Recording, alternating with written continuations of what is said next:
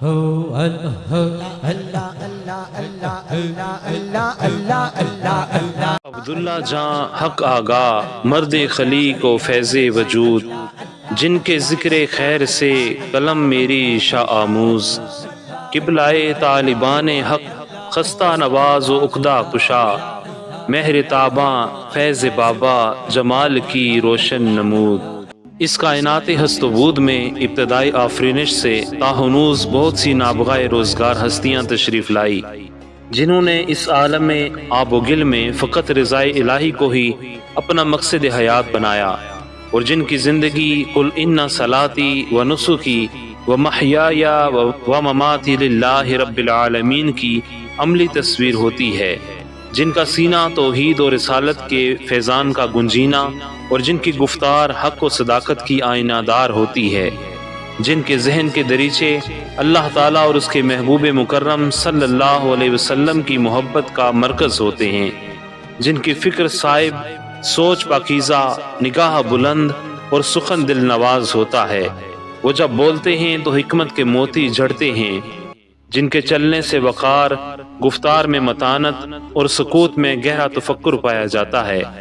جنہیں دیکھ کر اللہ یاد آ جاتا ہے اور جن سے مل کر زندگی کا انداز بدل جاتا ہے، جو اللہ کی اطاعت کرتے ہیں اور اللہ ان سے محبت کرتا ہے۔ یہی وہ لوگ ہیں جو قدرت کی تخلیق کا حسین شاہکار کہلاتے ہیں، انہی کے دم قدم سے ہی چمن انسانیت کی بہاریں ہیں، ان کی صحبت دلوں کو حیات بخشتی ہے اور ایمان کو تازہ کرتی ہے، اور راہ روان منزل حقیقی کے شوق کو مہمیز لگاتا ہے۔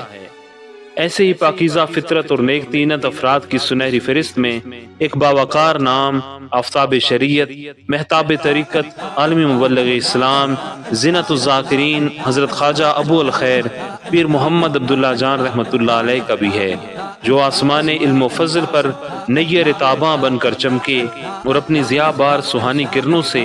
ہزاروں سینوں کو علم و معرفت کا گنجینہ بنایا،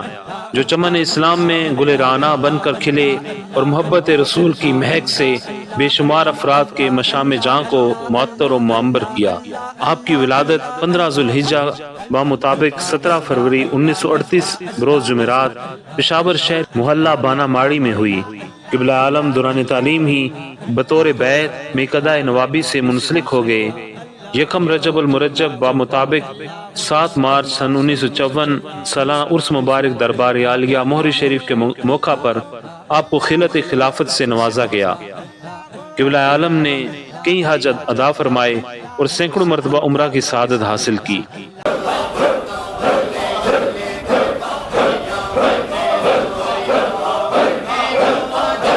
ملک پاکستان کی کریا کریا نگری نگری تبلیغی اسفار فرمائے اور حلقہ ذکر قائم کیے۔ اس کے علاوہ پوری دنیا میں تبلیغی اسفار کیے۔ قبلہ عالم نے کوریا میں جب اس وقت کسی عالم دین یا مذہبی پیشوا نے قدم رنجانہ فرمایا تھا، سب سے پہلے وہاں اللہ اور رسول کے ذکر کا علم بلند فرمایا،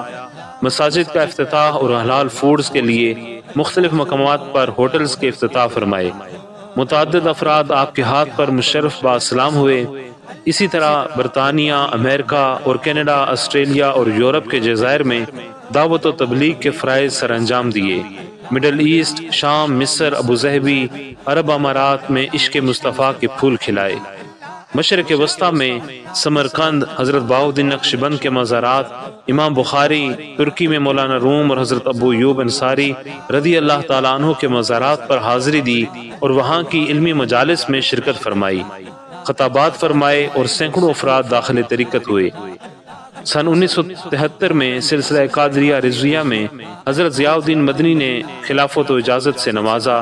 1973 میں شیخ الحدیث و تفسیر حضرت مولانا امیر گل صاحب نے قادریہ غفوریہ اور دیگر خلافت طریقت میں اجازت و خلافت عطا فرمائی۔ سن 1981 میں سرہند شریف کے سفر میں شیخ طریقت حضرت مولانا محمد اللہ خان سجادہ نشین آستانہ عالیہ عنایتیہ رامپور ہندوستان نے سلسلہ نقشبندیہ میں اجازت و خلافت عطا فرمائی۔ 13 ستمبر 1979 بروز جمعرات امیر خسرو دہلی ہندوستان کے عرس مبارک کے موقع پر محبوب الاولیاء خواجہ نظام الدین دہلوی کے سلسلہ چشتیہ نظامیہ میں اجازت و خلافت سے نوازا گیا۔ 18 مارچ سن 1992 مکہ المکرمہ میں العالم والفاضل فضیلت الشیخ حضرت علامہ السید محمد بن علوی المالکی الحسنی استاذ الحدیث بالبلاد الحرم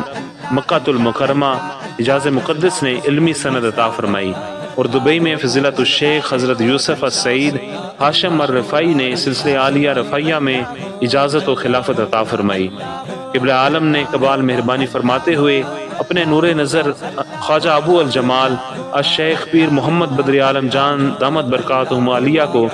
اپنا جانشین مقرر فرمایا۔ آپ اپنے والد کے عکس ہو بہو ہیں، وہی نرم دم گفتگو گرم دم جستجو، ظاہری و باطنی حسن سے مالا مال، دینی و دنیاوی علوم سے آراستہ و پیراستہ، حرکات و سکنات میں سنجیدگی و متانت ٹپک رہی ہے۔ گویا قبلہ عالم کے شباب کا ایک عکس نظر آتے ہیں، وہی دین کی ہر لمحہ فکر، دین کی نشر و اشاعت میں مصروف عمل۔ قبلہ عالم کے فرزند اکبر ابو المعصوم پیر محمد فخر عالم جان دامت برکاتہم العالیہ کو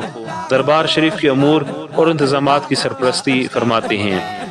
ہر سال نومبر کے پہلے ہفتے میں دربار عالیہ مرشد آباد شریف پشاور میں سالانہ اجتماع بسلسلہ عرس مبارک منعقد ہوتا ہے، جس میں پوری دنیا کے طول و عرض سے مخلوق خدا روحانی فیض لینے اور دعاؤں میں شرکت کے لیے تشریف لاتے ہیں۔ عرس کی تقریبات میں علماء و مشائخ، سیاسی و سماجی شخصیات شرکت فرماتی ہیں۔ عرس کی خصوصیت یہ ہے کہ آخری دعا میں موئے مبارک نبی علیہ السلام کی موجودگی میں عالم اسلام اور ملک کی بقا کے لیے دعا کی جاتی ہے۔